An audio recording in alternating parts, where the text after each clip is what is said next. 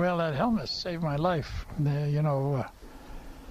This was happened up in the second time when I left the hospital and went to join the troops to go into Holland.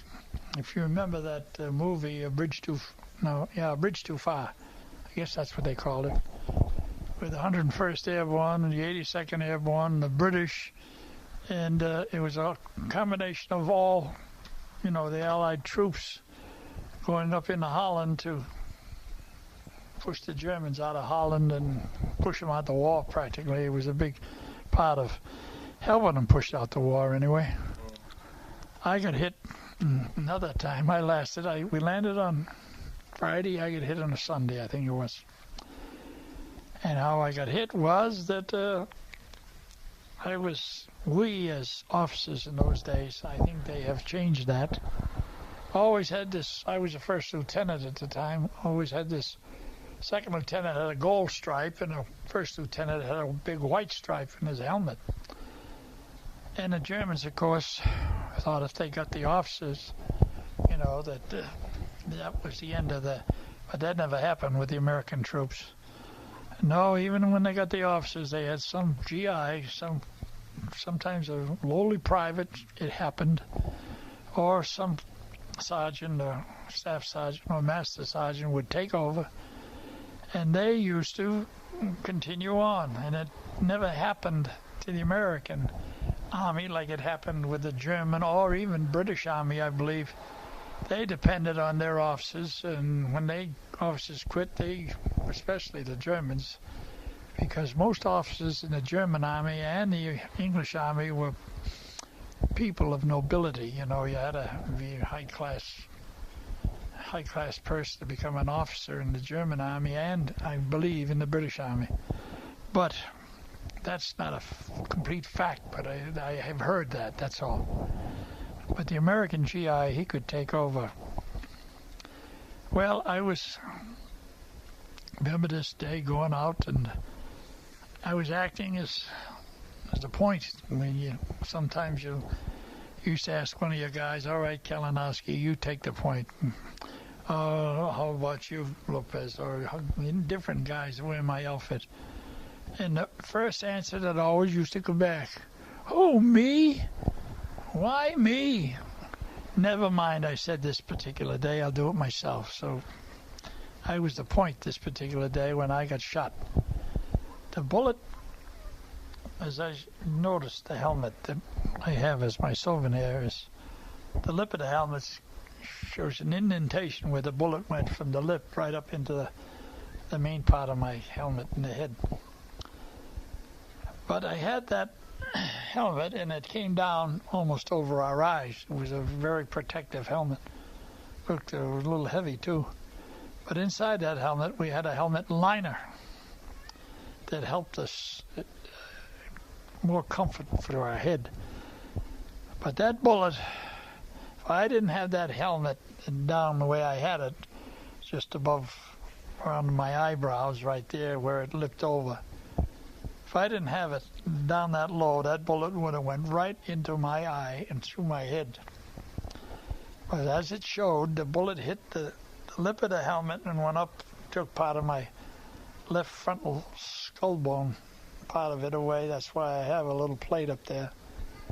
And the result of it naturally was that some of the boys in the outfit gave me up for dead. And except for a little medic, a young medic, I understand, is the one that took care of me and brought me to the battalion aid station. And from there to the regimental aid station, where they kept me for 3 or maybe 4 days because I was teetering on being okay and not being okay, which I was a very dangerous position. But they did handle me in pretty good shape there, and then they moved me to a hospital in Belgium. And I don't know where I was operated on, but the doctor that did operate on me, American doctor, And when we got in conversation later on, he told me when he found out I was from Worcester, and he said that he had graduated from Boston College, and his big rivalry was Holy Cross, and Holy Cross was in Worcester. And he was the surgeon that operated on me, and I can always remember him telling me, he said, I think the good Lord saved you for something, and I don't know what, but something. You're going to provide something good out of you surviving this, because you were one hair or a little more than being away from brain damage where you could either die or be an idiot, one of the two. But the good Lord did see fit to put you back and only left you with that shock of blindness, which I had for about 16 days.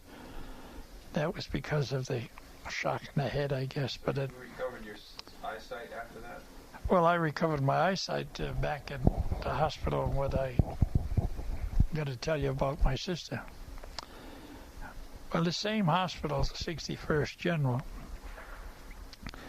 was taking in all these these 101st Airborne injured soldiers, parachutists, who were coming into England, being flown back into England.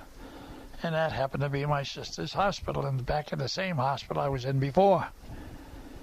But, I must have been, after I got hit, probably a week to 10 days before I finally got to the hospital. But in the meantime, several, I don't know how many, the question was when anybody was from 101st Airborne and 2nd Battalion D Company and so forth, that's specific, what my sister Helen had told her girlfriends and so forth, where I was and who I was. Each one that came in anywhere near where I was, in position of where I was working out of as a parachutist, they would say, a couple of them had already said, oh, he got it the other day, or no, he's gone, he got shot. And nobody would tell my sister, but she felt very uneasy. But lo and behold, when they took us off the boat, they put us in the meat wagon. That's the ambulance. We always called it the meat wagon. And you were always taken from the meat wagon and a stretcher into the hospital. And there was always a big tag that they put on you. Well, this particular day, when they brought me into the 61st General, and the nurses started, here's Cronin's brother, here's Cronin's brother. Well, everybody was, I could hear it. Couldn't see anybody at that time, of course. I told you about the bandage all over my eyes. But I could hear all the excitement. And then 3, 4, 5 minutes later, my sister Helen was blubbering over me, and that's how that reunion with my sister occurred. But it was a front page, later on, a front page story in the Telegram and the Providence. So did Aunt Helen, when she was unsure of your whereabouts, she never called back? Oh no, what she was checking with the girls that were in the receiving section. She worked mostly with the head nurse. She was up in the wards or something, I don't know. But I became a BTO in that hospital, I'll tell you. She's, big time operator. By that I mean I had a special room and they thought I was a general. Some of the guys were wondering where.